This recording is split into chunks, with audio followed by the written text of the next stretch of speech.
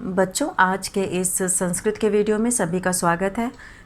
आज हम लोग पाठ 9 अव्यय पढ़ेंगे, जो संस्कृत की पुस्तक कक्षा 7 की व्याकरण निधि है और उसी से हम लोग आज ये अव्यय पाठ पढ़ने जा रहे हैं।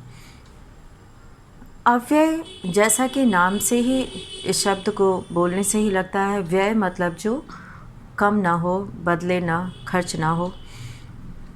तो यहाँ पर कुछ उदाहरण दिए गए हैं जिससे कि ये बताने का प्रयास किया गया है कि अव्यय क्या है। सह प्रातः पठति, वह सुबह पढ़ती है।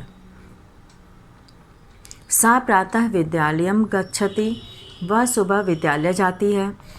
और श्यामः केशवः च प्रातः उद्याने भ्रमतः, और श्याम और केशव उद्यान में यानी बगीचे में घूमते हैं। तो यहाँ पे जो सह प्रातः पठति लिखा हुआ है, सह प्रातः पठति, तो यहाँ पे प्रातः जो है ये अव्यय है। यहाँ पे प्रातः जो है वो अव्यय का इसमें प्रयोग है, प्रातः। तो इसमें कोई परिवर्तन नहीं हुआ है किसी भी लिंग में, चाहे इसकी जगह पे पुल्लिंग हो चाहे स्त्रीलिंग हो यहाँ पे प्रातः ही रहेगा, उसमें कोई परिवर्तन नहीं होता है। तो जिन शब्दों में कोई परिवर्तन नहीं होता उन्हें अव्यय कहते हैं। जो शब्द सदा एक ही रूप में प्रयुक्त होता है, अर्थात लिंग, वचन तथा कारक विभक्ति की दृष्टि से उसमें कोई परिवर्तन नहीं होता है, अव्यय कहलाता है। तो यहाँ पर कुछ प्रमुख अव्यय, अर्थ और उसका प्रयोग बताया गया है जिसे हम लोग पढ़ेंगे। तो यहाँ पे अव्यय, यहाँ पे पहला अव्यय दिया हुआ है अद्य। अद्य का अर्थ होता है आज, और इसका वाक्य प्रयोग है अद्य विद्यालये अवकाशः अस्ति। दूसरा है श्वः, आने वाला कल। श्वः अहम उद्यानम न गमिष्यामि, कल मैं बगीचे में नहीं जाऊँगा। ह्यः, बीता हुआ कल। ह्यः रविवासरः आसीत्, कल रविवार आसीत् मतलब था। प्रातः, सुबह। अहम प्रतिदिनं प्रातः भ्रमामि, मैं रोज़ सुबह घूमता हूँ। सायं, सायं का अर्थ होता है शाम। गोपालः सायं मित्रैः सह क्रीडति, गोपाल शाम को मित्रों के साथ खेलता है। च मतलब और। श्यामः केशवः च पठतः, अपि मतलब भी। अहम अपि त्वया सह चलिष्यामि, मैं भी तुम्हारे साथ चलूँगी या चलूँगा। सदा मतलब हमेशा। सदा सत्यम वद, हमेशा सत्य बोलो। यदा तदा, जब तब। यदा मेघाः गर्जन्ति तदा मयूराः नृत्यन्ति, जब मेघ गरजते हैं तो मोर नाचता है। तो यहाँ पे ये एक साथ प्रयोग होते हैं। यदा मतलब जब, तदा मतलब तब। सर्वत्र मतलब सब जगह। ईश्वरः सर्वत्र अस्ति, ईश्वर सभी जगह है। और अत्र मतलब यहाँ। अत्र बालकाः क्रीडन्ति, यहाँ बच्चे खेलते हैं। अलम मतलब बस करो, मना करने के अर्थ में होता है। अलम कोलाहलेन, शोर मत करो। बहिः मतलब बाहर। छात्रः कक्षायाः बहिः तिष्ठति, छात्र कक्षा के बाहर बैठे हैं। ऊपरी मतलब ऊपर। वानरः वृक्षस्य ऊपरी अस्ति। उच्चैः मतलब जोर से। सिंहः उच्चैः गर्जति। कदापि मतलब कभी भी। कदापि असत्यम न वद, कभी भी असत्य मतलब झूठ मत बोलो। पुनः पुनः मतलब बार बार। बालः पुनः पुनः पाठम स्मरति, बालक बार बार पाठ याद करता है। नीचैः मतलब नीचे। जलम प्रकृत्या नीचैः वहति। तुष्णीम मतलब चुपचाप। पुस्तकालये छात्राः तुष्णीम तिष्ठन्ति। चिरम मतलब पुस्तकालये छात्राः तुष्णीम तिष्ठन्ति, मतलब पुस्तकालय में छात्र चुपचाप बैठे हैं। चिरम मतलब देर तक। सह चिरम अपठत, वह देर तक पढ़ा। नक्तम मतलब रात्रि। तस्य जनकः नक्तं भोजनम न खादति। उसके पिता रात में भोजन नहीं खाते हैं। पुरा मतलब प्राचीन काल में। पुरा दिलीपः नाम नृपः आसीत्। और नूनम मतलब निश्चय ही। सह नूनम तत्र गमिष्यति, वह अवश्य ही वहाँ जाएगा। विना मतलब बिना। धनम विना सुखम न अस्ति। और कदा मतलब कब। त्वम कदा गमिष्यसि, तुम कब जाओगे। तो इस तरह से यहाँ पे प्रमुख अव्यय दिए हुए हैं और उसका प्रयोग बताया गया, उसका अर्थ बताया गया। और अब हम लोग अभ्यास के माध्यम से इसका प्रयोग सीखेंगे। अभ्यास कार्य में जो पहला दिया हुआ है, यहाँ पर हम लोग अभ्यास कार्य करेंगे।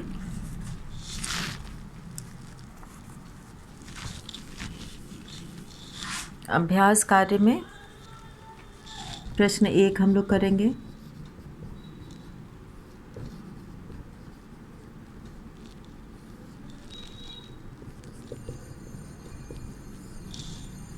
उत्तर 1 हम लोग करेंगे यहाँ पे।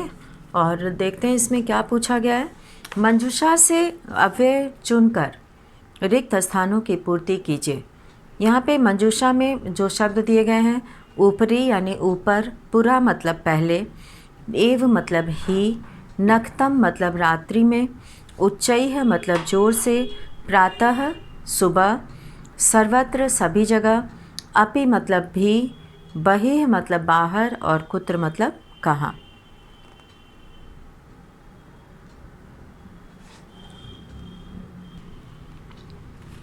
और अब हम लोग यहाँ पर एक एक वाक्य को पढ़कर उसके खाली जगह को भरेंगे। क है मम माता भोजनम पचती, मेरी माता भोजन पकाती हैं। तो मेरी माता ही भोजन पकाती हैं।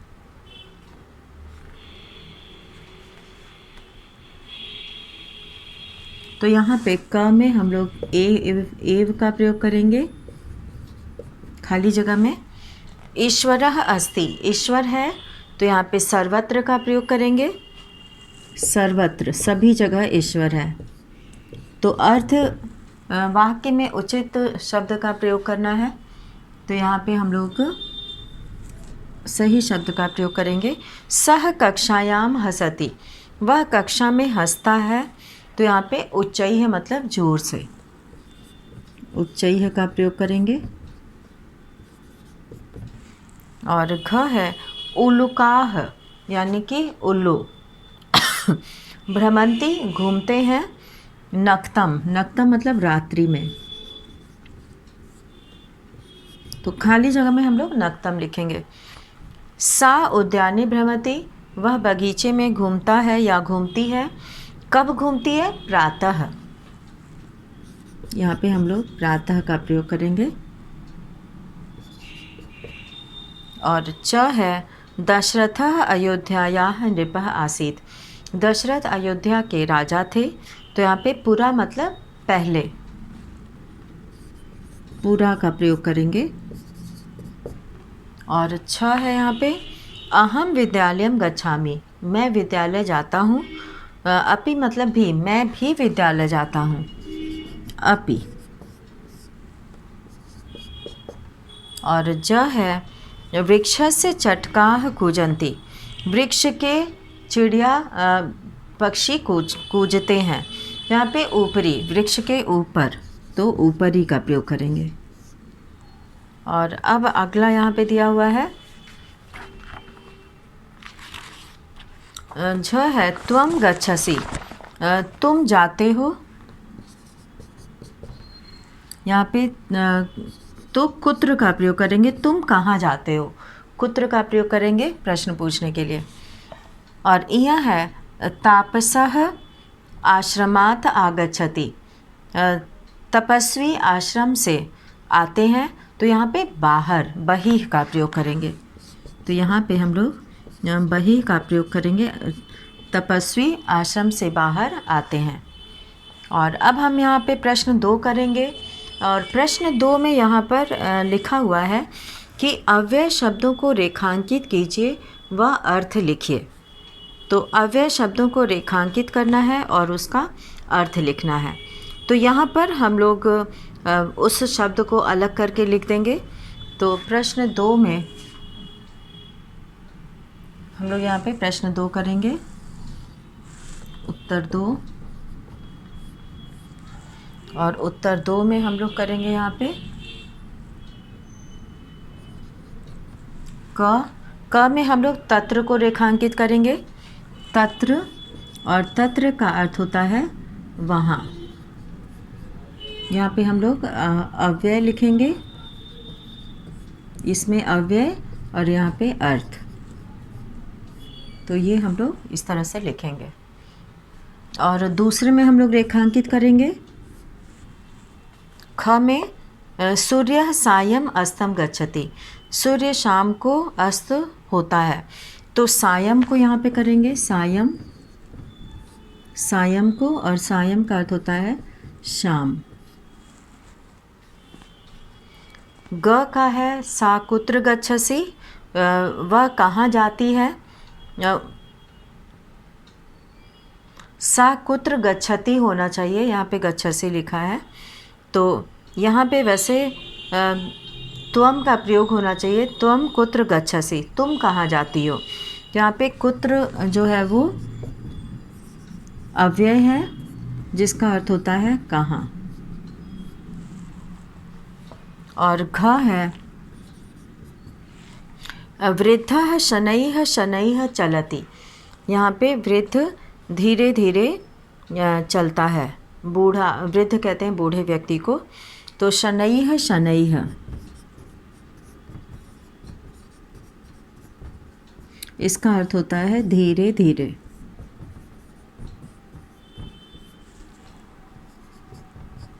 और अंग है यहाँ पे श्वः रविवासरः भविष्यति, कल रविवार होगा। तो यहाँ पे श्वः आने वाला कल। यहाँ पे वाक्य में जो ये शब्द दिए गए हैं उसको अंडरलाइन करना है सबको। आने वाला कल, क्योंकि इसे पुस्तक में ही करना है, तो इसे उसी में रेखांकित करना है। च है अद्य अहम व्यायाम करिष्यामि, आज मैं व्यायाम करूँगा। तो यहाँ पे अद्य को हम लोग करेंगे, अद्य का अर्थ होता है आज, अद्य का अर्थ है आज। और छ है अहम नक्तम पाठम पठामि, मैं रात में पाठ पढ़ता हूँ। तो यहाँ पे नक्तम, नक्तम को हम लोग अंडरलाइन करेंगे, रेखांकित करेंगे। नक्तम का अर्थ होता है रात्रि।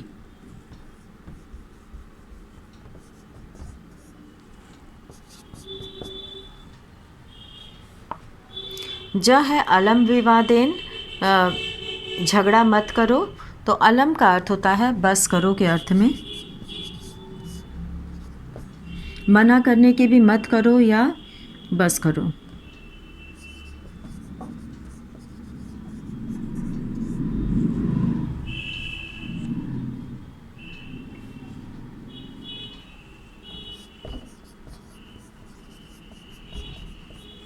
ये दोनों ही अर्थ में इसका प्रयोग होता है। और झ है तत्र महिलाः हसन्ति, वहाँ महिला हंसती हैं। तो यहाँ पे झ वाले में हम लोग लिखेंगे, तत्र को अलग करेंगे, और तत्र को जो है यहाँ पे, तत्र मतलब होता है वहाँ।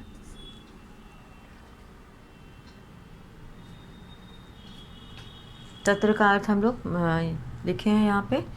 और अब हम लोग अंतिम प्रश्न करेंगे, प्रश्न 3। और प्रश्न 3 में दिया है कि निम्नलिखित का स्वरचित वाक्यों में प्रयोग कीजिए। तो यहाँ पे प्रश्न 3 है, स्वरचित वाक्यों में प्रयोग कीजिए। तो यहाँ पे लिखा हुआ है अव्यय, और उससे हमें वाक्य बनाना है। तो ये सभी ने लिख लिया होगा। इसे पाठ से भी देख के लिखा जा सकता है, वहाँ पे सभी का अर्थ दिया हुआ है। अव्यय को पहचान कर उसका अर्थ लिखना है। अब हम लोग प्रश्न 3 यहाँ पे करेंगे, उत्तर 3। और उत्तर 3 में हम लोगों को वाक्य भी बनाना है। तो नक्तम का अर्थ होता है, जैसा कि अभी हम लोग पढ़े थे, नक्तम का अर्थ होता है रात्रि। तो रात्रि से हमें यहाँ पे वाक्य बनाना है। तो रात्रि से हम लोग यहाँ पे वाक्य बनाएंगे।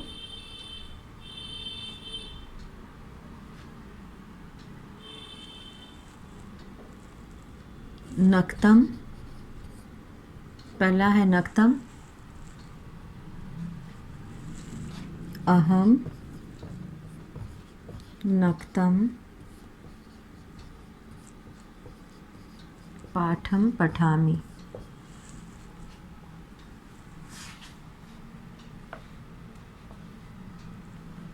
फिर ख है सर्वत्र, इससे वाक्य बनाएंगे सर्वत्र वृक्षाः सन्ति, सभी जगह पेड़ हैं। ग है प्रातः, प्रातः का अर्थ होता है सुबह। तो प्रातः जनाः, जनाः प्रातः उद्याने भ्रमन्ति, लोग सुबह बगीचे में घूमते हैं।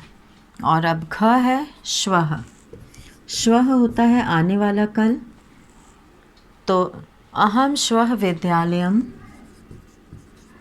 अहम श्वः विद्यालयम गमिष्यामि, मैं कल विद्यालय जाऊंगा। तो श्वः का अर्थ होता है आने वाला कल। और अब है यहाँ पे पांचवा जो अंग दिया हुआ है वो है अद्य।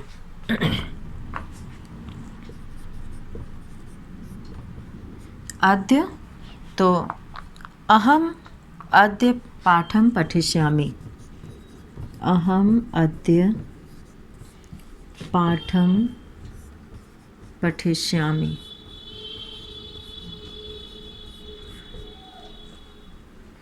और च है कुत्र,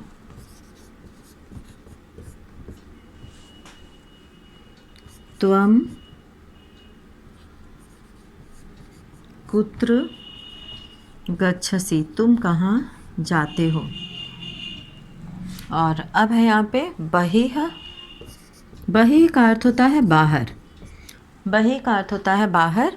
वर्षा काले, वर्षा काले मतलब बरसात के समय। बहिः यानी बाहर, मा गच्छ मत जाओ, वर्षा काले बहिः मा गच्छ मत जाओ। बहिः के बाद है उच्चैः मतलब जोर से। तो यहाँ पे बालाः उच्चैः हसन्ति, बालाः उच्चैः हसन्ति, बच्चे जोर से हंस रहे हैं। अपि, अपि मतलब भी होता है। त्वम अपि पठ, तुम भी पढ़ो। त्वम, यहाँ पर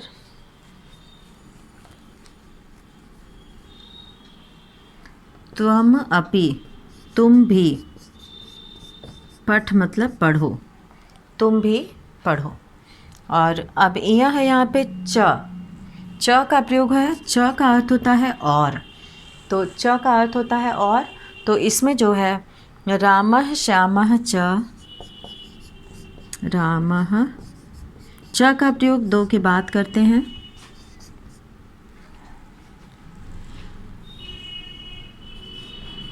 हंसतः, राम और श्याम हंसते हैं। तो यहाँ पर हम लोगों ने देखा कि किस तरह से इनका प्रयोग जो है वाक्य में किया गया है। और इसी तरह से, और ये सभी जो है इसी रूप में रहते हैं, इनका रूप लिंग वचन के अनुसार कभी भी नहीं बदलता है। तो इस तरह से हम लोगों ने इन उदाहरण के माध्यम से, वाक्य के माध्यम से ये जाना कि अव्यय क्या होता है। तो अव्यय जो है, जिन शब्दों में कोई परिवर्तन नहीं होता है उन्हें अव्यय कहते हैं।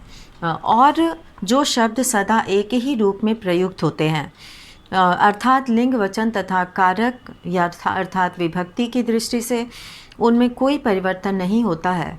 तो इस तरह से ये अव्यय के उदाहरण हैं और सभी बच्चे इसे अपना काम पुस्तक में पूरा करेंगे और पहचानेंगे कि अव्यय शब्द कौन कौन से होते हैं और उनका अर्थ क्या है।